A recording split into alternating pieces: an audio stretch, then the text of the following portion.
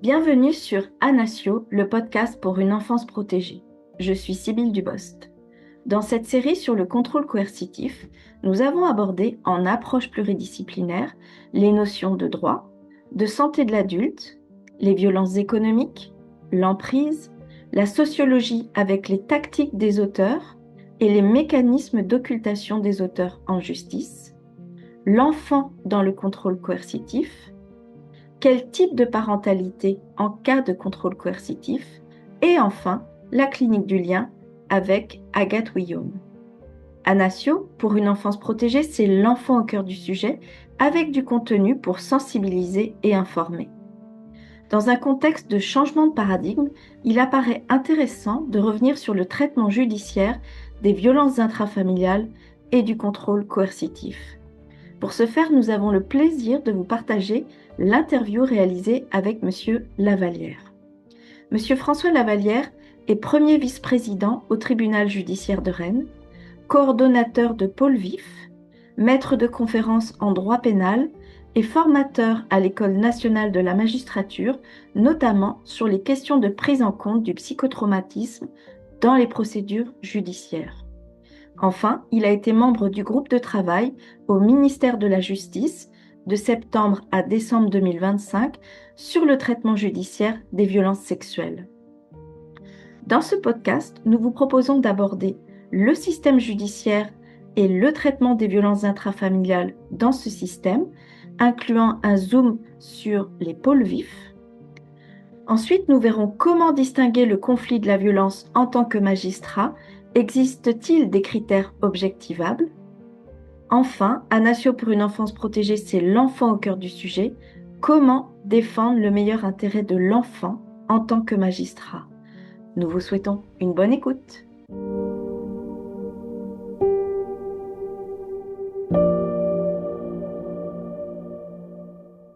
Bonjour, Monsieur Lavallière. Bonjour Anne Dubost. Merci beaucoup pour votre participation à ce podcast sur un sujet clé qui est celui des violences et plus particulièrement du contrôle coercitif. Il m'apparaissait en effet intéressant d'avoir votre regard en tant que coordinateur de pôle vif, en tant que magistrat et en tant que co-rédacteur du livre Et si c'était du contrôle coercitif.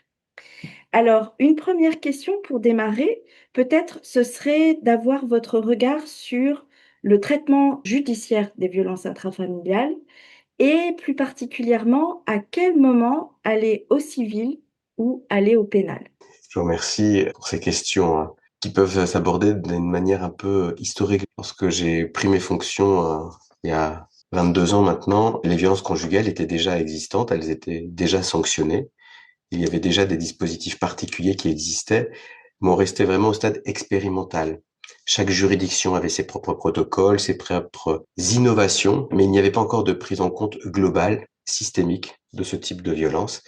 Et progressivement, j'ai vu en 20 ans un tournant majeur, au point que ça devienne une politique d'action publique prioritaire, avec des magistrats que l'on forme de plus en plus, des notions qui sont de mieux en mieux maîtrisées par tous et toutes, des audiences dédiées. Un certain nombre de juridictions, pour dire quasiment toutes les juridictions de France, ont des audiences dédiées dans le domaine pénal à ces violences intrafamiliales. Nous avons aussi connu au cours des 20 dernières années des renversements d'un certain nombre de schémas ou de représentations que les juges, comme les autres, avaient du couple familial, du couple parental. Quand vous évoquez des changements de représentation, à quoi est-ce que vous faites référence? Alors, je fais notamment référence à des grands principes sur lesquels nous avons été formés, nous, magistrats, et qui étaient partagés par la société entière à l'époque, d'ailleurs, début du siècle, sur l'idée que un enfant avait besoin de son père et de sa mère. Oui. C'était la priorité absolue, quitte à oublier les violences qui ont pu exister entre père et mère en se disant désormais on aborde l'avenir. Donc cette idée qu'il y avait nécessairement un équilibre à trouver entre père et mère, mais un équilibre égalitaire, absolument égalitaire, peu importaient les conséquences sur la mère du maintien d'un lien, d'un contact imposé par la loi. Nous avons aussi vu des évolutions sur je parle de ces représentations, mais représentations aussi liées mode de résidence des enfants. Mm. Déjà, on parlait de garde des enfants, on parle de résidence, bien évidemment, aujourd'hui, c'est depuis de nombreuses années, mais l'idée d'une résidence alternée qui était anecdotique au début du siècle est devenue une revendication égalitaire à poser. Et ce qui semblait impossible dans l'esprit de beaucoup est devenu la norme. Elle est aujourd'hui rediscutée, car le côté systématique d'une réponse est toujours à discuter. En tout cas, des grandes évolutions et Oui. représentatives de ce que la société voit aussi dans la notion de couple et de famille. En un quart de siècle, cette notion de couple, de vie à long terme ensemble a évolué, et ne serait-ce que les réformes sur la procédure de divorce et puis les nouveaux couples qui ont été reconnus par la loi et l'augmentation importante du nombre de familles monoparentales, pour reprendre ce terme qui est un peu difficile à entendre, mais en tout cas de parents qui élèvent seuls leurs enfants. Je préfère cela. Donc des évolutions sociales prises en compte par les magistrats, des notions qui sont entrées dans le débat judiciaire. Le contrôle coercitif est l'une des plus récentes, mais les notions d'emprise. Il y a aussi eu ce moment où on a cru que l'aliénation parentale était une thématique qui pouvait être pertinente. Très vite, on a compris que c'était une fausse théorie, un faux syndrome, mais il y a encore aujourd'hui des traces de cette idée, avec des conséquences dévastatrices pour les mères qui sont accusées de générer une telle aliénation parentale. Mais ça, c'est les débats qui nous ont parcourus. Sur les changements de traitement, je vous ai dit en matière pénale, lorsqu'une infraction est commise, des audiences dédiées, des Oui. audiences où sur toute la journée ou toute la demi-journée, on ne va traiter que des violences conjugales. Une augmentation des poursuites, ça c'était une évidence également. Pendant très longtemps, les violences conjugales, et ça va jusqu'aux violences sexuelles, Oui. étaient en dehors des palais. On ne s'en saisissait pas. D'ailleurs, il y avait peu de plaintes. On a connu une explosion du nombre de plaintes. Donc des poursuites engagées par les procureurs de la République qui sont allées crescendo. Ce peuvent être des audiences correctionnelles, avec même Oui. parfois des audiences avec déferment, présentation immédiate, comparution immédiate, incarcération immédiate. Ce qui était exceptionnel il y a 25 ans est devenu aujourd'hui un contentieux régulier. Aussi une augmentation du nombre d'alternatives, c'est-à-dire les autres modes de poursuite que peuvent être les rappels à la loi, en tout cas les Oui. avertissements judiciaires, désormais quasiment pas en matière de violence conjugale, bien évidemment, en tout cas de moins en moins, mais d'autres alternatives, d'orientation vers des structures sanitaires et sociales quand il y a une problématique de consommation alcoolique. C'est-à-dire que cette notion de violence conjugale a été intégrée de manière plus fréquente, plus régulière dans l'ensemble des problématiques rencontrées par les protagonistes. Savoir la problématique alcoolique, on sait qu'elle est très très fréquente.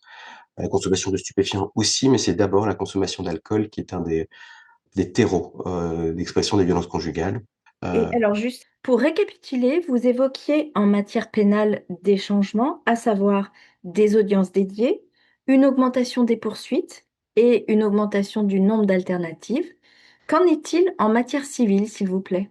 En matière familiale, la modification de la structure familiale a imposé des modifications de traitement des contentieux.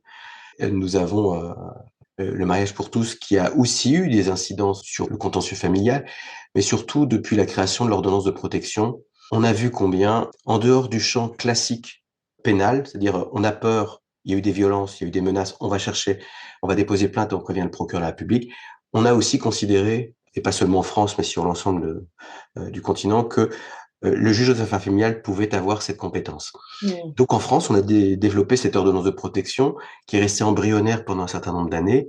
Nous avons connu au cours de l'année dernière la création d'une ordonnance provisoire de protection immédiate, Oui. l'OPPI, qui est une ordonnance de protection qui est prise en urgence dès lors que le procureur saisit le juge aux affaires familiales en complément d'une saisine par la victime en tant que telle. Et donc ça, ce sont des mesures où on voit que même dans le contentieux des affaires familiales, l'urgence est devenue un critère de réaction. La dangerosité doit être appréciée pour la victime dans la relation conjugale et les enfants. Si danger il y a, le juge d'affaires familiales peut prendre ces ordonnances de protection qui, de fait, vont entraîner l'éloignement ou l'obligation de s'éloigner du domicile conjugal et l'interdiction d'entrer en contact. Donc des mesures de protection mais qui sont bien loin de ce que connaît notamment l'Espagne. Si on Hmm. pense à ce qui est en place depuis 2004 et les lois de protection intégrale, on pourra, je pense, parler de cette comparaison un peu plus tard, mais en Oui.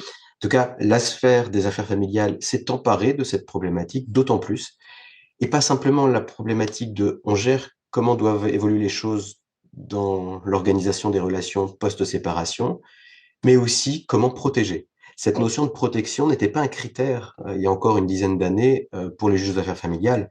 On prenait des mesures dans l'intérêt de chacun, l'intérêt des Mhm. enfants aussi, mais il n'y avait pas cette idée de on saisit en urgence pour avoir une réponse. Même pour les magistrats, c'est très compliqué. Pour nous, la protection, l'urgence, le danger, ça relève de la sphère pénale. Parce qu'on présume qu'il y a une infraction. D'où cette difficulté d'accoutumance, d'habituation des magistrats à l'ordonnance de protection. On a souvent dit que les ordonnances de protection n'étaient pas assez utilisées, n'étaient pas assez, en tout cas, ils n'étaient pas assez faits droit par les juges aux affaires familiales aux demandes de protection. Mais parce que ce sont, si on se met à une échelle historique, une échelle chronologique, dans une perspective historique, des notions qui échappaient à la sphère civile et affaires familiales. D'accord. En tout cas, sur la protection physique des personnes, ce n'était Oui. pas l'habitude des magistrats. Pour récapituler en matière civile, vous évoquiez donc l'ordonnance de protection, l'OPPI, à savoir l'ordonnance provisoire de protection immédiate, et ce rôle du juge aux affaires familiales qui intervient dans l'organisation post-séparation et également maintenant dans la protection. Merci bien. Alors, plutôt le civil ou plutôt le pénal? L'un n'empêche pas l'autre, bien évidemment. Lorsqu'il y a des violences graves qui ont été commises, on ne peut qu'inciter à aller déposer plainte pour que sanction pénale il puisse y avoir et surtout protection avec tous les outils de la sphère pénale qui sont aussi très importants, l'interpellation immédiate de l'auteur, le placement en garde à vue, la perquisition, éventuellement la présentation à un juge, des moyens dont le juge aux affaires familiales ne dispose pas. C'est-à-dire que le juge aux affaires familiales, même s'il prend une ordonnance de protection, pourra interdire d'approcher le logement, pourra dire c'est madame qui réside dans le logement, monsieur ne doit même plus aller voir les enfants à la sortie de l'école, tout ça il peut le faire. Mais ce n'est qu'en cas de violation de cette obligation que l'intéressé pourrait être sanctionné. Et là, on basculera dans le pénal d'ailleurs. Donc, je ne dis pas qu'on ne doit pas utiliser l'ordonnance de protection, loin de là.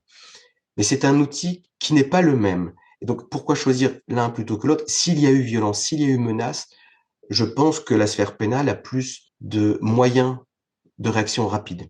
Après, l'intérêt de l'ordonnance de protection, c'est que le juge d'affaires familiales va statuer aussi sur la résidence au moins provisoire des enfants. Et le juge d'affaires familiales va dire ce qu'est le droit applicable entre les conjoints à ce moment-là. Ce qui n'est pas le rôle du procureur, des policiers dans la phase d'enquête à ce stade.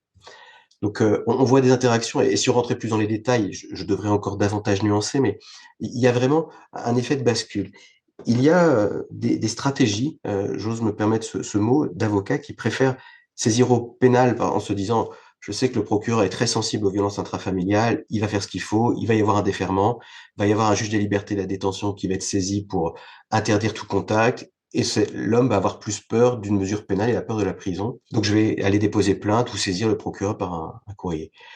Et d'autres qui vont dire, bah, le juge des affaires familiales de ma juridiction, en tout cas les juges, sont très sensibles, je sais qu'ils vont mettre une ordonnance de protection, et ça aura peut-être plus de valeur pour ma cliente, victime, et pour l'homme auteur de violence, de se dire qu'un juge a statué dans l'intérêt des enfants et pas simplement au visa d'infraction pénale. Donc il y a des réflexions qui ne sont pas pour les unes plus valables, pour les autres plus opportunes. C'est vraiment une stratégie, une balance sur laquelle les avocats, au premier chef, doivent évaluer l'intérêt pour leurs clientes et pour les enfants aussi, d'envisager une orientation ou une autre. Et je vous dis, l'une n'empêche pas l'autre. Oui, tout à D'ailleurs, fait. on voit de très nombreuses ordonnances de protection qui sont sollicitées en parallèle d'un dépôt de plainte. Et même si pour donner une ordonnance de protection, nous n'avons pas besoin des mêmes critères qu'en matière pénale, s'il y a eu un dépôt de plainte et que, en plus, le procureur peut fournir quelques-uns des éléments de la procédure au soutien de l'ordonnance de protection, l'ordonnance de protection sera dans ces conditions plus aisément obtenue. Ce n'est pas nécessaire d'avoir déposé plainte, mais si un dépôt de plainte et des éléments, notamment des certificats médicaux et autres,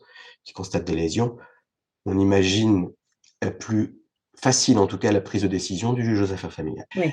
Pour récapituler, nous avons vu la matière pénale, la matière civile, la complémentarité des deux. Qu'en est-il du pôle vif, s'il vous plaît? Le pôle vif, ça part d'un constat, une sorte de cloisonnement entre les différentes orientations judiciaires. Et là, je vous parlais du juge aux affaires familiales ou du procureur et du tribunal correctionnel, mais il y a aussi le juge des enfants. Oui. Donc, on a trois entités qui, au nom de la justice, sont là pour protéger dans le cadre de ces conflits familiaux ou de ces violences familiales. Et la nuance est très, très importante. Et on y reviendra. Le pôle violence intrafamiliale a été créé dans chacune des juridictions françaises. Donc, chaque tribunal, chaque cour d'appel a un pôle. L'idée est de faciliter les interactions entre les différentes sphères d'intervention. Le Grenelle des violences conjugales de 2019, puis le rapport Rouge Vif, déposé en juin 2023 par Dominique Vérien, sénatrice, et Émilie Chandler, députée, ont abouti à la création de ce pôle vif en novembre 2023. C'est par décret qu'on a décidé qu'il y aurait dans chaque juridiction un pôle constitué d'un représentant du parquet, donc un procureur ou un représentant du parquet, un juge, et puis autour de ces deux coordonnateurs viendront régulièrement les représentants des différents services. L'idée est de favoriser la communication entre les services, trouver des modes de facilitation des transmissions d'informations également, car souvent les justiciables ne comprennent pas, alors que tous ces magistrats sont parfois au même étage, parfois à 2 étages de différence, mais comment se fait-il que le juge aux enfants ne sache pas qu'hier j'étais devant le juge aux affaires familiales et que telle décision a été prise? Eh bien, autant la loi a développé les interactions et l'obligation notamment pour les juges aux affaires familiales d'aller vérifier s'il y avait un dossier d'assistance éducative ouvert chez le juge des enfants, on voit que malgré cette obligation d'aller consulter les documents, il y a parfois une partie des informations qui n'étaient pas données. Et le juge aux affaires familiales, le juge des enfants ne sont pas forcément avisés d'une convocation devant le tribunal correctionnel pour des violences conjugales qui aurait été décidée 1 semaine ou 15 jours avant l'audience qu'ils vont avoir à présider.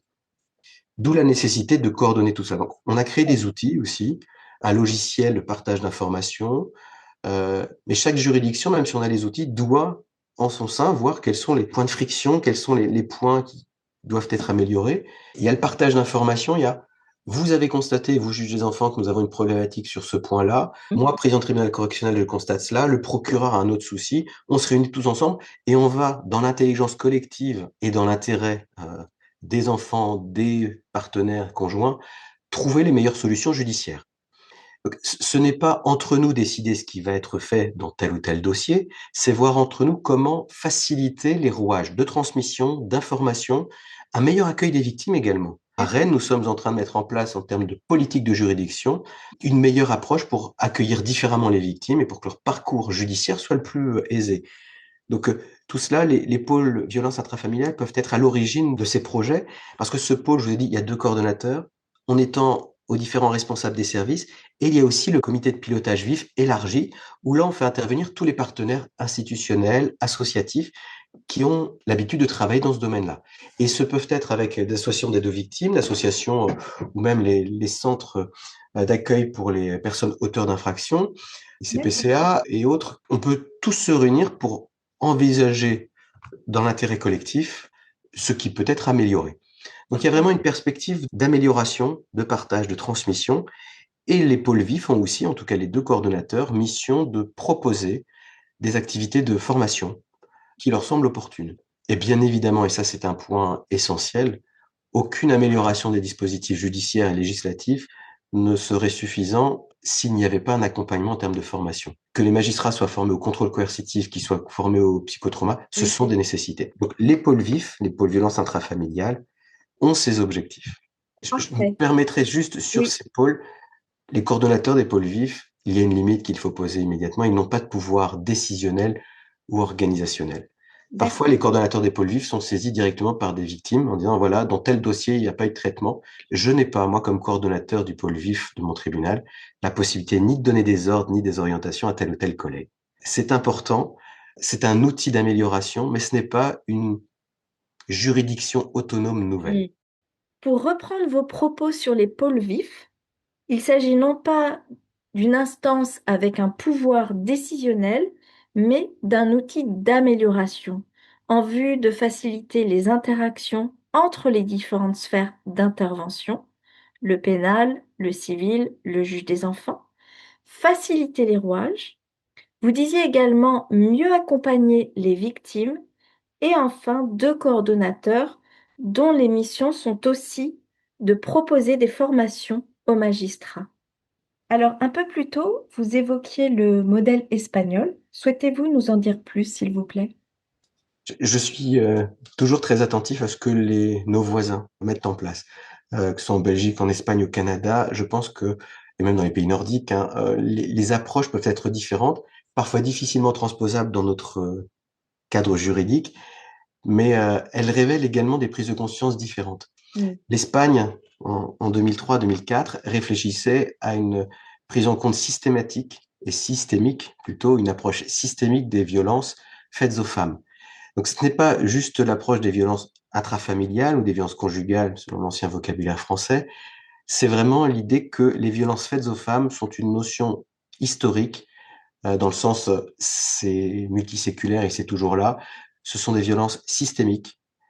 Parce qu'elles sont des femmes, elles sont victimes. Oui, D'où une approche totalement différente et une approche très, très protectrice qui, dès 2004, avec loi de protection intégrale, a été développée. Ils ont créé une juridiction dédiée et qui n'est pas une juridiction dédiée aux violences intrafamiliales, mais aux violences faites aux c'est aux femmes en femmes. tant que telles. Donc c'est une nuance importante, mais ils ont également développé des interactions entre services de police et autorités judiciaires beaucoup plus développées, des fichiers très importants, très utiles et efficaces, et il y a aussi des mesures de protection que nous n'avons pas. Si on prend nos mesures classiques, bracelet anti-rapprochement, ordonnance de Oui, protection, les deux pays les ont. En volume, nous sommes à entre un tiers et un quart de celles prononcées en Espagne. Donc beaucoup plus nombreuses sont les mesures prononcées en Espagne, et surtout les Espagnols mettent en place des dispositifs d'escorte. Dire que nous avons des policiers dédiés qui d'accord. vont protéger ces femmes jusqu'à leur domicile 24 heures sur 24, ce que nous n'avons pas en France. Donc le téléphone grave danger, qui est un outil précieux pour pouvoir alerter en urgence, eh bien en Espagne, ça va plus loin, c'est-à-dire qu'une escorte peut être derrière la porte. Ce sont des approches totalement différentes, des moyens considérables qui sont Mm, dédiés en Espagne. mm. Euh, je pense que nous pouvons nous inspirer de ce qui a été mis en place quand on voit le succès en termes de diminution, notamment du nombre de féminicides. Revenons à la France. En France, on a une difficulté, et on en a parlé dans le podcast avec Agathe Guillaume, qui est celle de distinguer le conflit des violences. Quel est donc votre point de vue par rapport à ça, et comment distinguer le conflit de la violence en tant que magistrat? Distinguer le Le conflit conflit de la des violence en violences, c'est essentiel. Je ne reviendrai pas sur ce qu'a dit Agathe Guillaume parce que je pense qu'elle l'a dit très clairement. Et dans notre ouvrage, nous étions 12, hein, Canadiens, Belges et Français, à travailler ensemble. tout à Nous fait. avons consacré plusieurs pages à ce distinction, ce qui, moi, peut être apporté à ma modeste place de magistrat, c'est comment, dans mon cabinet de juge d'affaires familiales ou à ma place de président d'audience correctionnelle, je peux, avec les éléments qui me sont donnés, voir si nous sommes dans du conflit, donc avec une posture égalitaire où chacun peut exprimer sans peur de l'autre ses arguments, enfin vraiment résumé, et l'autre côté des violences, où le débat des mots n'est qu'un prétexte, en réalité c'est une domination qui continue à s'imposer. Comment moi, juge, je peux déceler cela? Oui, Comment je peux le déceler? Parce que si je ne le décèle pas, je pourrais avoir l'impression, avec cet instantané photographique de la situation qui m'est donné, je pourrais avoir l'impression que cette femme qui nous dit avoir peur, elle exagère un peu. Je le fais vraiment en résumé, mais c'est oui. cela. Si on n'arrive pas à voir ce qui est sous-jacent, ce qui a conduit à l'expression de ces désaccords et de cette violence par la suite, on passe à côté. Mm. Les juges ne sont pas compris par les victimes. Les juges peuvent être instrumentalisés par les auteurs de ces violences et de ce contrôle coercitif. Il me semble important de rappeler que un juge aux affaires familiales, comme un président de tribunal correctionnel, ne peut se fonder que sur ce qui lui est donné. En clair, le juge aux affaires familiales, il a le dossier qui lui est apporté par la mère, le dossier qui lui est apporté par le père. Je prends l'exemple les plus classiques de couples hétérosexuels, mais ça Oui. pourrait être d'autres configurations. Et ce sont dans ces dossiers que les juges vont aller puiser les informations. Mhm. Ils ne peuvent pas imaginer ce qui a pu être autrement dans le couple. Donc nous n'avons que ce qui nous est donné. Mm. Le tribunal correctionnel, c'est la même chose. Et plus encore, si un juge se fondait sur des éléments qui ne viennent pas du dossier, on pourrait considérer sa décision comme nulle, car il ne serait pas appuyé sur les seuls éléments dont il était saisi. D'où l'importance d'apporter des éléments clairs, objectifs, historiques aussi. En matière pénale, c'est d'autant plus important que le juge du tribunal correctionnel ne va pas statuer sur l'ensemble des violences du couple, il va statuer sur ce que le procureur a retenu comme infraction. Et si le procureur, lui, n'est saisi que d'une plainte après 10 ans de violences intrafamiliales, une plainte du 17 janvier 2026, avec un certificat médical, celui de la veille du 16 janvier, et qu'il saisit la juridiction pour des violences conjugales commises le 16 janvier 2026, bien, le tribunal correctionnel devra se prononcer sur ces violences du 16 janvier 2026. D'accord.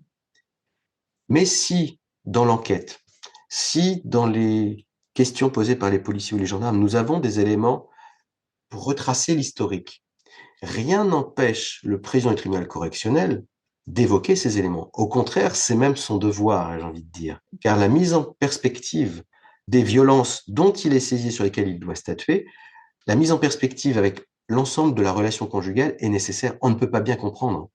C'est évident, mais il me semble crucial de se rappeler vraiment que le juge du tribunal correctionnel ne pourra statuer que sur ceux dont il est Oui, saisi. d'accord. En matière d'affaires familiales, les hommes, les femmes qui arrivent devant les juges ont l'impression qu'avec leur émotion, avec ce qu'ils vont dire, on ne peut que les croire parce qu'ils sont de bonne foi, et ça suffira. C'est difficile. Et parfois, on a envie, par l'émotion contagieuse dans une salle d'audience, de se dire, si elle est aussi émue, c'est qu'elle a vécu cela, ou c'est que lui-même a vécu cela. Nous ne devons pas nous fier à nos seules émotions. Et il ne le faut pas. C'est pas Eh oui. simplement une obligation morale, c'est que de manière très objective et dans l'intérêt de tous, il faut que nous ayons des éléments. Et c'est difficile lorsque, dans une salle d'audience du juge aux affaires familiales, nous avons une femme qui répond de manière très virulente à un homme à ses côtés, qui lui semble tout calme. Oui, bon, je comprends ta colère, c'est difficile la séparation, mais là, dans l'intérêt des enfants, il me semblerait bien.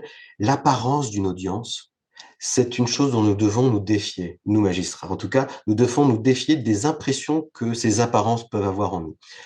Euh, Parce que ce qui se passe devant nous, l'instantané photographique, même si nous prenons du temps pour poser des questions, même si nous sommes humains et particulièrement pétris d'humanité, nous ne savons pas ce qui s'est passé derrière. Nous ne savons pas si telle ou telle personne a bien préparé l'entretien, si telle ou telle personne ne vit pas de nouveau une réactivation d'un trauma.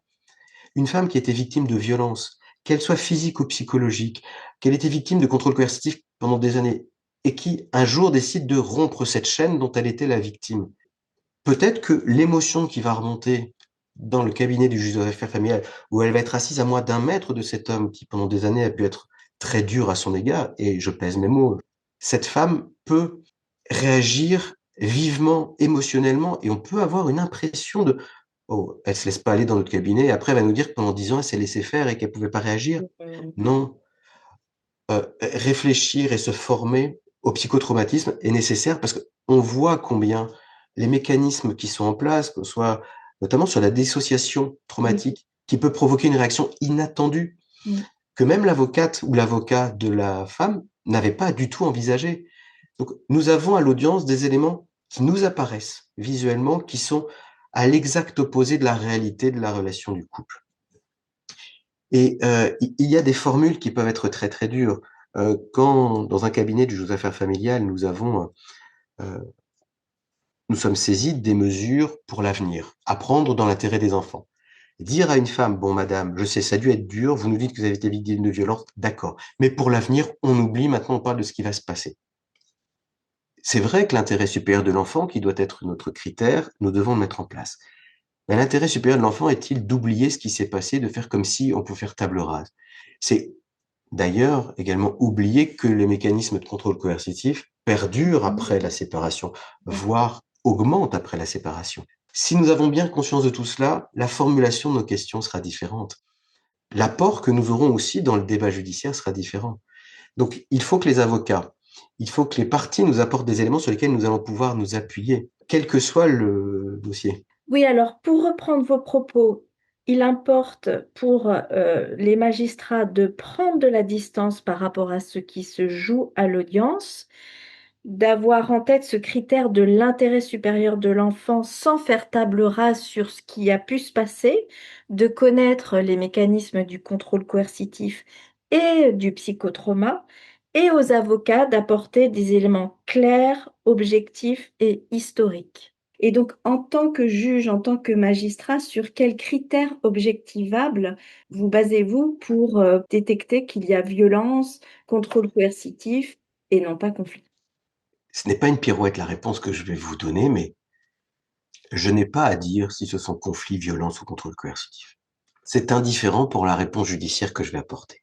En matière pénale, si bien évidemment, pour dire qu'il y a un acte matériel et un élément intentionnel pour caractériser l'infraction de violence, oui, il va falloir que je dise que c'est pas conflit verbal, c'est une violence physique, mais dès lors qu'il y a un contact physique et une volonté d'impressionner, le droit français nous dit qu'il y a violence. Donc le débat, il est vite clos. Très rapidement, on peut considérer qu'il y a violence et donc c'est constitutif d'une infraction. Devant le juge aux affaires familiales, je n'ai pas à écrire noir sur blanc. En tout cas, il n'y a pas de nécessité à l'écrire. Ce qui nous est rapporté n'est pas qu'un conflit, mais l'expression de violence. Ce n'est pas nécessaire. Mais si par contre, nous sommes convaincus que ce qui se dit, ce qui se fait dans notre cabinet et dans les éléments qui nous ont été fournis révèle une relation inégalitaire, une relation de peur, de domination, dont il faut préserver les enfants et dont il faut préserver madame, je n'ai pas utilisé le mot violence, je n'ai pas utilisé le mot contrôle coercitif, et pourtant ma réponse judiciaire pourrait être tout aussi adaptée. Je ne dis pas qu'il ne faut pas. Je dis que ce n'est pas nécessaire en tant que tel. Pour clarifier les choses, pour les victimes, c'est peut-être plus simple parfois qu'on le dise. Mais il y a un débat entre magistrats. Le juge aux affaires familiales n'est pas là pour dire s'il y a eu commission de violence. Les violences, ça relève, en tout cas la qualification, elle est pénale, c'est le tribunal correctionnel. Mais on a vu un certain nombre de décisions, et notamment les arrêts très novateurs de la Cour d'appel de Poitiers sous la présidence de Gonella Joly-Cause, qui contextualisaient les faits dont la Cour était saisie, tant en matière de contentieux familial que de contentieux pénal, et utilisaient les termes de contrôle coercitif. C'est plus simple, c'est plus clair, ça remet en perspective. Mais la même rédaction sans utiliser le terme, en tout cas le même fil de pensée sans utiliser ces termes, aurait été tout aussi acceptable et aurait pu amener à des mêmes décisions. Que l'on dise, pour contextualiser les faits dont nous sommes saisis, il convient de rappeler que, et rappeler tout ce qui s'est passé, et nous pouvons, enfin, il en résulte un climat de peur dont Madame a décrit les incidents sur son comportement et sur le comportement de ses enfants. Monsieur qui nie ces éléments malgré les éléments objectifs qui sont apportés à la procédure. Je suis juge aux affaires familiales, je n'ai pas à dire monsieur a commis des violences conjugales, parce que je me prononce sur un contentieux qui n'est pas le mien. Oui. Mais je peux expliquer ces peurs, ces éléments, les éléments objectifs qui nous sont fournis et qui démontrent la réalité de ce que dit Madame. Ce n'est pas jouer pas sur les mots, ce n'est pas simplement une pirouette, c'est de dire que pour moi, le contrôle coercitif, notamment, c'est une notion qui nous permet, qui attire notre vigilance, qui attire notre attention sur la nature de la relation auparavant, sur la façon de s'exprimer l'un vis-à-vis de l'autre, et si notamment dans l'expression d'un désaccord entre les conjoints, on voit que systématiquement sont utilisés des termes ou en tout cas, on y voit la peur de l'un des deux. Contre une certitude de l'autre d'avoir toujours raison, eh bien, nous pourrons dire que ce n'est pas un simple conflit. Ça relève au moins de la violence psychologique. Donc, c'est pour moi l'utilisation de la notion de contrôle coercitif comme si l'on chaussait de nouvelles lunettes. On a utilisé régulièrement cette expression, mais elle me semble tout à fait appropriée. On ne voit plus les choses de la même manière. On est obligé de réfléchir différemment. C'est vrai que le contrôle coercitif, c'est vrai aussi avec la notion de psychotrauma. Être capable de déceler dans une relation, dans un conflit, l'expression d'une dissociation traumatique. Je ne suis pas psychiatre, je ne suis pas psychologue, donc m'appuyer sur ce que disent des experts est essentiel. Hélène Romano dirige un ouvrage qui va sortir tout début mars, justement sur le repérage et la protection des enfants soumis à un contrôle coercitif, en tout cas confrontés à un contrôle coercitif. Elle m'a demandé de réfléchir à ce que nous, magistrats, nous pouvions attendre des rapports et des documents qui nous étaient fournis. C'est bien là que tout l'essentiel, c'est qu'on nous apporte à nous juges de la matière, des éléments objectifs, sans avoir besoin de dire, voilà, c'est du contrôle coercitif, point d'exclamation. Non, dites-moi ce qui, objectivement, a été constaté. Vous pouvez y mettre le qualificatif de contrôle coercitif si vous le souhaitez, mais aujourd'hui, la loi pénale ne prévoit pas d'infraction de contrôle coercitif. Peut-être que ça viendra, Yvonne Muller vous l'a rappelé, le cheminement actuel de nos parlementaires. Il y a la circulaire de juin 2025 qui invite tous les juges aux affaires familiales, notamment et juges correctionnels, à observer les situations avec ce critère d'analyse. Ça, c'est le plus important pour moi. Qu'on fasse un pas de côté pour voir différemment les choses et mieux les comprendre. D'accord, merci beaucoup. Alors, si je reprends quelques points, Donc, pas forcément nommer cette notion en tant que telle, elle peut, mais c'est pas forcément nécessaire. En revanche, d'attirer l'attention sur la relation qui se joue, sur la peur qui peut être sous-jacente dans la relation, la façon de s'exprimer dans le couple, la position de l'un des deux, est-ce qu'il y a une position dominante ou pas?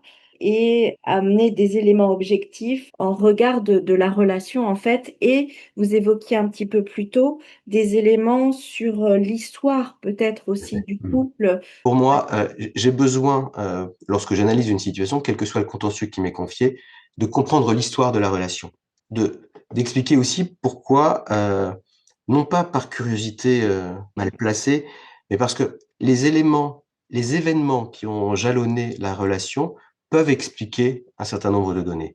Pourquoi une femme n'a pas osé déposer plainte si on sait aussi qu'elle-même a été victime auparavant, qu'elle n'a pas conscience d'être soumise à ce contrôle coercitif, les conditions de révélation des éléments, comment elle a révélé ses violences, pourquoi elle en a parlé, peut-être parce qu'un jour sa fille adolescente est rentrée dans la pièce et s'est interposée entre les deux parents. C'est très fréquent que nous ayons cela. Et c'est le jour où un des enfants rentre dans la pièce et sépare, soit verbalement, soit physiquement, les parents, que les mères se disent, ah non, il n'a pas à jouer le rôle de bouclier. Donc ça peut être un déclencheur. Tout ça, ça change tout. Rappeler la position de l'enfant. Et lorsque vous évoquiez en résumé ce que je vous ai dit, je pensais à un autre point qui pour moi est très important en audience correctionnelle. Je crois à la valeur pédagogique de l'audience, à la fois pour la victime et même pour le mis en cause. C'est-à-dire que analyser la situation dans un contexte, en tout cas dans un fil chronologique et avec les lunettes du contrôle coercitif, cela me permet aussi de questionner l'intéressé en disant, Monsieur, vous reconnaissez que vous avez tenu ces propos insultants. Oui, c'est bien ça, Monsieur le Président. Qu'est-ce que vous en pensez? Il peut s'exprimer sur ce que ça peut provoquer. À terme, qu'est-ce que cela peut provoquer sur votre compagne? Qu'est-ce qu'elle peut ressentir? Et je vois régulièrement des hommes qui disent, oui, elle peut être très mal à l'aise, elle peut peut être gênée, elle peut, et les amener eux-mêmes à dire les incidences du contrôle coercitif et de leur propre comportement, c'est bien plus important. Mais là, ce sont des notions de communication et de pédagogie.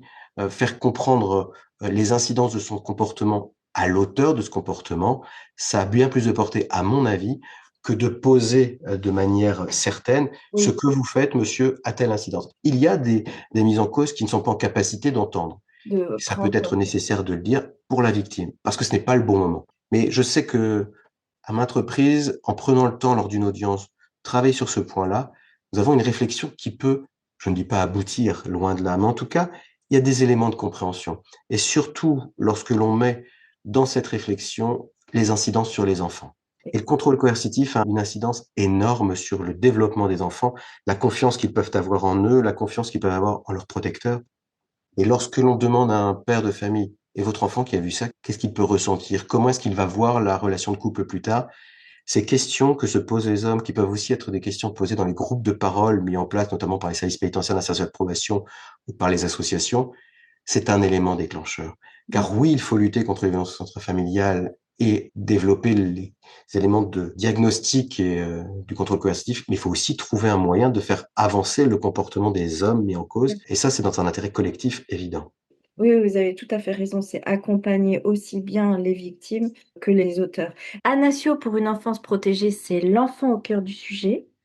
Comment défendre le meilleur intérêt de l'enfant victime avec cette idée sous-jacente que vous avez évoquée un peu plus tôt, c'est comment le protéger et comment répondre à son méta-besoin de sécurité. Quelles sont les solutions, s'il vous plaît? Quelle solution? Je ne suis qu'un praticien. Je peux constater que lorsque parfois nous faisons un pas de côté pour regarder la scène différemment, ça peut avoir un impact. Et je vous le disais à l'instant, un père qu'on essaye de décentrer sur son propre ressenti pour dire, monsieur, et votre enfant qui est là, qu'a-t-il pu ressentir? C'est un élément. Comment mettre l'enfant au cœur de nos préoccupations? L'actualité nous offre aussi une très belle réponse. Le 14 janvier, la chambre criminelle et la Cour de cassation a rendu un arrêt qui était attendu depuis très longtemps par tous les défenseurs des enfants, à savoir que la Cour de cassation a redit de manière très claire Mmh. et sans aucune hésitation et sans nuance qu'il n'y a aucun droit de correction parentale sur les enfants, que ni la loi française, ni les textes internationaux, ni la jurisprudence n'autorisent des violences. Elle rappelle aussi, d'ailleurs, l'article 371-1 du Code civil, l'autorité parentale s'applique sans aucune violence ni physique ni psychologique. Remettre l'enfant au cœur de nos préoccupations, c'est d'abord de se rappeler à tout instant que la violence ne peut jamais être un moyen d'expression, jamais être un moyen de redressement, parce que c'est ce terme qui a longtemps été Oui, utilisé. Ça ne peut être ni éducatif, ni à aucune, il n'y a aucune vertu à cet exercice de la violence. D'où l'intérêt aussi, encore une fois, d'outiller les parents à trouver des solutions autres, parce que eux-mêmes ont vécu dans des milieux ou même dans une société de manière générale, qui acceptait cette violence dite éducative. Ça n'a aucun sens pour moi. Ce terme de violence éducative ordinaire, oui, c'est un mot qui devrait être proscrit. Lorsqu'un père réagit violemment, ce peut être l'expression aussi de juste un mimétisme de ce qu'il a vécu. tout à fait. Comprendre qu'il y a des outils pour agir autrement, ce peut être long. C'est difficile parce que ça remet en place tout un système d'éducation. Mais cette expression qui est de dire bah, j'ai bien été élevé à coups de martinet, j'en suis pas mort. Regardez où j'en suis aujourd'hui. Très bien, monsieur. Au lieu de lui dire monsieur, c'est pas une réponse, demandez-lui monsieur, que ressentiez-vous quand vous receviez ces coups de martinet? Vous considériez-vous aimé? Vous considérez-vous apprécié, reconnu? Est-ce que vous auriez aimé que votre père agisse comme cela? Et là, vous avez décentré et vous revenez sur l'auteur. Et là, il y a un point qui peut être très important. Donc, la justice peut apporter une réponse, c'est certain, mais c'est toute une réponse sociale globale. Aujourd'hui, la Cour de cassation nous a apporté cette réponse et elle était attendue. Donc, remettre l'enfant au cœur de nos préoccupations, ce sont les travaux fabuleux que la Civise a pu développer. Arrêter avec ce tabou du on ne veut pas savoir qu'il y a autant d'inceste, mais il y a 10% de notre société qui était victime d'inceste. C'est énorme. Oui. Donc, ne pas se cacher les yeux, avoir conscience que nous sommes aussi le résultat de siècles de réflexion et d'un droit qui soit a tu, soit mis de côté ce qui se passait dans l'intimité. Remettre l'enfant au cœur de nos préoccupations, c'est remettre aussi l'avenir au cœur de nos préoccupations. L'éducation de nos enfants aujourd'hui, l'accueil que nous leur faisons dans nos juridictions, dans les foyers auxquels ils sont confiés parfois, Mm. ce sont les adultes de demain. Donc, remettre les enfants aux préoccupations de notre présent parce que ce sont eux qui forgeront l'avenir. Très bien, merci. Alors, défendre le meilleur intérêt de l'enfant victime, vous disiez, c'est outiller les parents afin que la violence ne soit jamais ni un moyen d'expression, ni un moyen de redressement. C'est décentrer et revenir sur l'auteur, faire en sorte que l'auteur puisse être décentré de ses propres ressentis. C'est apporter une réponse sociale globale, ne pas se cacher les yeux et voir la violence qui peut s'exercer à l'intérieur du foyer. Vous évoquiez notamment par rapport à tout ce qui est inceste. Et puis défendre le meilleur intérêt de l'enfant victime, c'est aussi de la formation, mettre les lunettes du contrôle coercitif, être formé au psychotrauma. Est-ce que vous voulez nous en dire plus, s'il vous plaît? Oui. Alors, plusieurs pistes sur le psychotrauma. Se former au psychotrauma pour les magistrats, ça nous permet de parfois mettre de côté notre première impression. Le psychotrauma fait que il y a des notions qu'on connaît maintenant, l'amnésie traumatique, on comprend qu'on ait pu oublier parce qu'on était dans un moment où le danger était tel que on a oublié. Lorsque l'on est magistrat et que l'on a dans un récit de fait le constat qu'un enfant, le lendemain d'une agression sexuelle en pleine nuit, vient au petit déjeuner, personne ne voit rien, il sourit. Ce qui est vrai pour un enfant est vrai aussi pour une femme adulte. Une femme adulte peut être victime d'une agression sexuelle, voire d'un viol, et passer dans la pièce d'à côté sans que personne ne voit sur elle ce qui vient de se passer. L'événement traumatique peut provoquer une dissociation traumatique qui fait qu'on a un comportement qui n'est pas celui attendu d'une, entre guillemets, bonne victime. Bonne victime adulte, bonne victime enfant. Donc, travailler sur le trauma, comprendre aussi que l'événement traumatique peut créer un psychotrauma qui va modifier nos capacités mnésiques, qui ne nous permettra pas d'avoir un récit cohérent lorsqu'on va résumer les faits. Lorsque, au cours d'une audition, on ne va pas être capable de dire il était 18 heures quand je suis rentré dans la pièce, papa est arrivé un quart d'heure après, il était avec sa tenue de travail, et ainsi de suite. Tout cela, non. Déjà, nous, c'est compliqué. Faites un essai un jour où vous êtes en discussion avec des amis proches. Pourtant, sur un sujet sérieux tous ensemble, et à un instant T, demandez-leur, il y a une demi-heure, quand Monsieur X est rentré dans la pièce, que faisiez-vous? Vous allez voir, personne ne se souviendra exactement de la thématique qui était abordée dans la discussion. Donc c'est dur quand on est pourtant en toute capacité de mémorisation de s'en souvenir. Mais quand on a vécu un événement traumatique, tout est chamboulé. Donc connaître ce que le trauma peut provoquer aussi sur nos capacités amnésiques, et d'ailleurs en fonction de l'âge de l'enfant, c'est différent. Et les études, notamment au Canada, permettent de dire qu'un enfant de 4 ou 5 ans sera moins sensible à tels éléments qu'un enfant de 7, 8 ans ou d'un enfant de 11, 12 ans. Les couleurs, le son, les odeurs, tout cela peut évoluer aussi.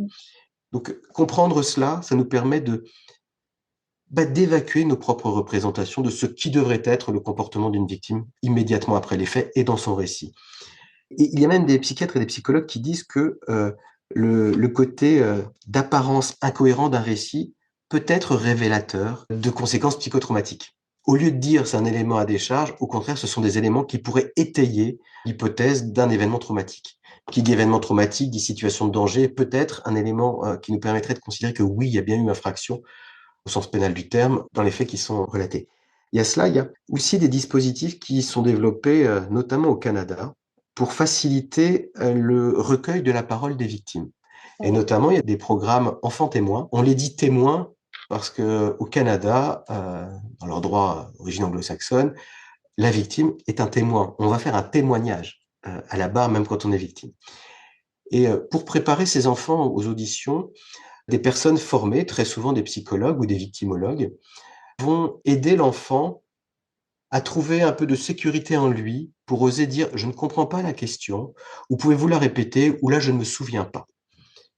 Et non pas en le préparant et en le briefant sur les événements traumatiques dont il va avoir à parler, mais sur d'autres éléments. C'est notamment développé par les CAVAC, les Centres d'aide aux victimes d'actes criminels, CAVAC au Québec. Je suis allé voir comment cela se passait au Canada et c'est fabuleux. C'est-à-dire que les enfants, en 7 séances, vont apprendre à dire avec leurs propres mots et sans peur de la réaction de l'adulte: «Je comprends pas la question. Et ce que vous dites là, non, c'est pas tout à fait ça». Quand face à l'enfant, on a des professionnels de l'enquête et de la justice qui eux-mêmes ont été formés à poser des questions ouvertes, c'est totalement différent. Le protocole NIST qui a été développé aux États-Unis puis en France, enfin au Canada d'abord puis en France, traduit en langue française par Mireille Cyr, ce protocole qui part d'un présupposé évident. Si vous posez des questions ouvertes, la réponse sera plus claire, objective et exploitable. Et ça ne met pas la victime dans une situation d'enfermement, non pas seulement par les questions, mais par ses propres réponses. Parce qu'une victime à laquelle on aura posé des questions, bon, ça s'est passé dans la salle de bain ou dans ta chambre?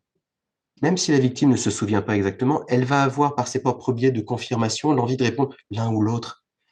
Alors que si l'enfant a été formé à pouvoir dire non, en tout cas, on lui a dit qu'il avait le droit de dire non. Et de sortir de cette envie de faire plaisir à l'adulte qui est face à lui, l'enfant pourrait dire: «Je sais plus où ça s'est passé». Très bien. Quand j'en discute avec des collègues magistrats au Canada qui me disent, lorsque les enfants ont été préparés, avec ce protocole enfant témoin et que les professionnels qui ont reçu leur parole, étaient formés à des questions ouvertes, nous avons des auditions qui sont très exploitables, qui sont bien plus efficaces en termes de valeur probatoire. Parce que c'est un récit qui est fidèle au souvenir de l'enfant.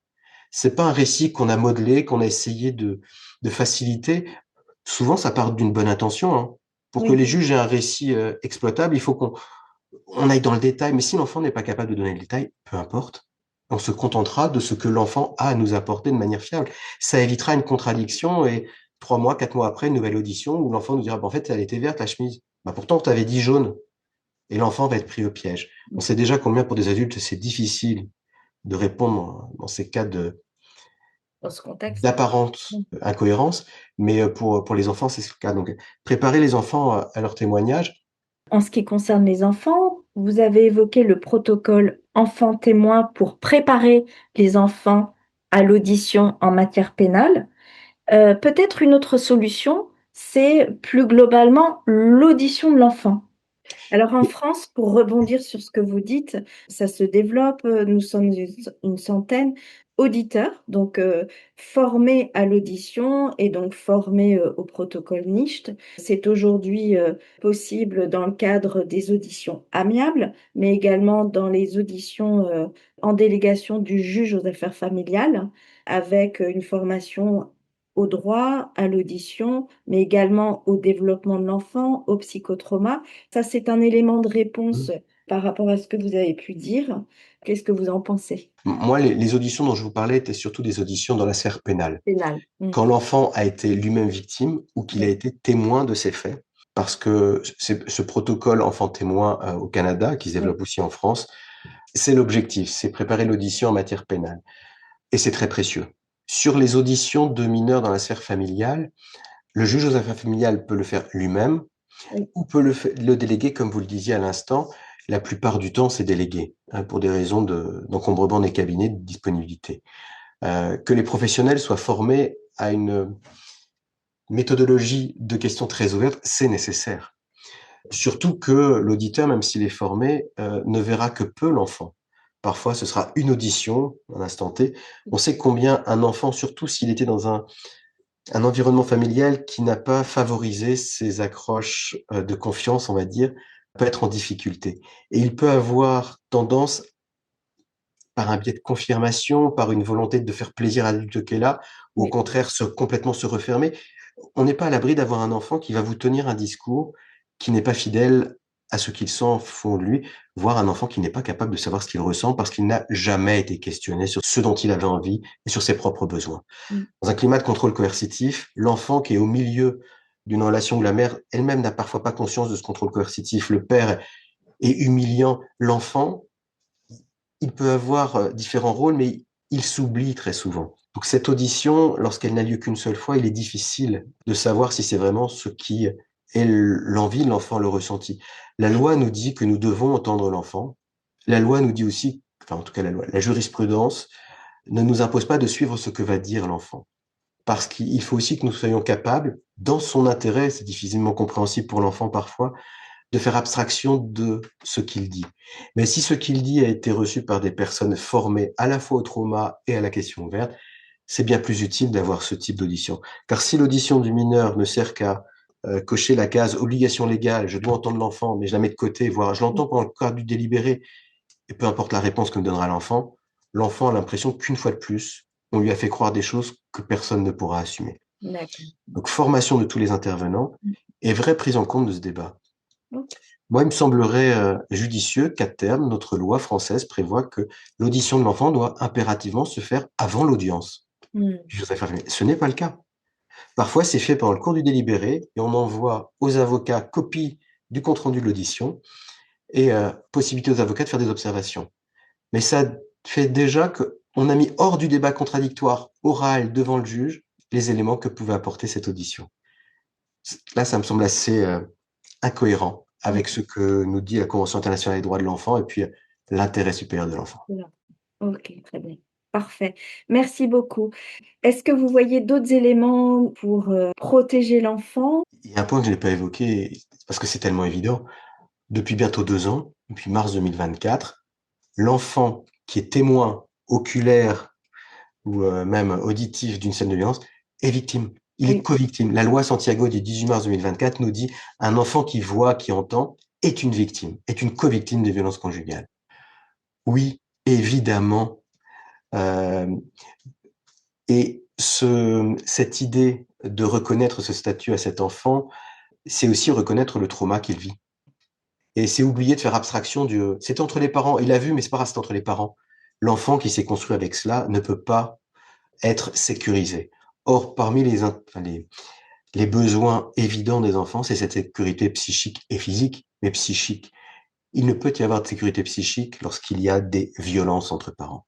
Et je ne parle pas de conflit, justement, parce oui, qu'un enfant est capable de voir lorsque ses parents sont en conflit, en désaccord, mais qu'ils sont capables d'évoluer, de changer, même si parfois c'est dur le conflit, qu'il y a des propos durs, il y a une capacité de l'un et l'autre à se reconnaître légitime, à s'exprimer, ce n'est pas du tout la même chose, donc hypothèse du conflit, de la violence.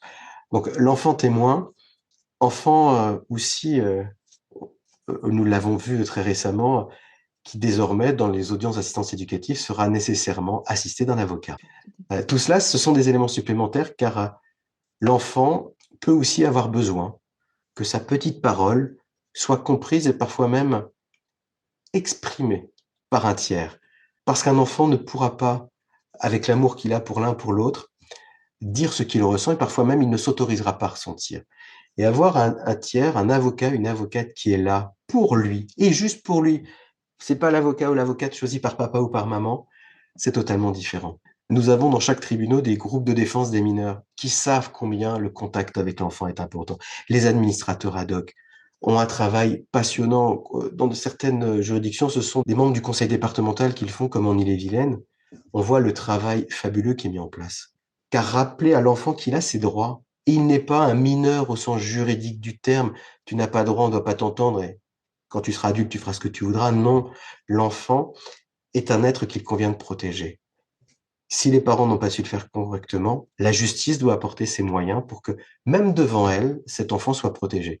Parce que, aussi bienveillants que nous puissions être, nous, magistrates et magistrats, il y a des choses qui nous échappent. Et avoir des professionnels qui sont dédiés à cela, et pas simplement les éducateurs et les psychologues qui accompagnent les enfants, mais même dans l'enceinte judiciaire, qui sont là pour eux, qui sont leurs représentants, ça me semble nécessaire. Parfait. Merci beaucoup. Alors, merci pour tous ces éléments, monsieur Lavallière. Est-ce que vous auriez, s'il vous plaît, un mot de la fin? En fait, c'est un mot qui résume ma pensée, mais qui résume aussi mon parcours judiciaire. Parce que j'ai été substitut de procureur, juge d'instruction, juge aux affaires familiales, président de correctionnel, juge d'application des peines aussi. Donc j'ai vu toutes les étapes. Et prendre la problématique des violences commises sur les enfants ou des violences intrafamiliales de manière générale, juste sous l'aspect victime ou juste sous l'aspect enfant, ça ne permettra pas de changer l'avenir. Le juge d'application des peines que j'ai été sait combien il est important de travailler aussi avec les auteurs. Et toujours réfléchir et faire réfléchir les auteurs d'infractions sur les incidences de leur comportement, c'est le seul moyen de changer la donne à terme. Donc, protéger les victimes, accompagner les femmes et arrêter de leur dire qu'elles doivent mettre de côté leur propre vécu dans l'intérêt des enfants. Non. C'est évident qu'il faut changer notre regard sur les violences intrafamiliales, mais aussi continuer à travailler avec les auteurs. Travailler avec les auteurs, non pas pour leur donner raison, mais pour qu'ils trouvent eux-mêmes les outils pour changer de comportement. Parfait. Merci pour cette interview très, très riche et votre témoignage. Et je rappelle, le livre «Et si c'était du contrôle coercitif?» pour aller plus loin sur ce sujet. Merci. Et ce livre a l'immense, intérêt d'être un livre interprofessionnel. Et c'est là aussi toute la richesse et toute la nécessité de la lutte contre les violences intrafamiliales, c'est de mettre autour de la table tous ceux qui, avec leur regard croisé, vont faire avancer les choses. Merci Merci à à vous vous. en tout cas.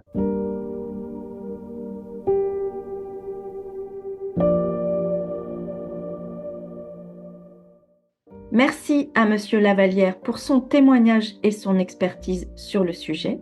Pour aller plus loin, découvrez le livre qu'il a coécrit à 12 «Et si c'était du contrôle coercitif? Repenser les pratiques socio-judiciaires pour mieux protéger les victimes de violences conjugales». Merci à tous pour votre écoute. N'hésitez pas à liker et à partager si vous aussi vous souhaitez œuvrer pour une enfance protégée. Nous vous donnons rendez-vous pour la suite dans une approche pluridisciplinaire. Vous pouvez retrouver le podcast Anasio réalisé avec Marie-Cécile Drécourt de Podcast Esperluette sur le site anasio.fr, sur les réseaux sociaux et sur la chaîne YouTube. À bientôt!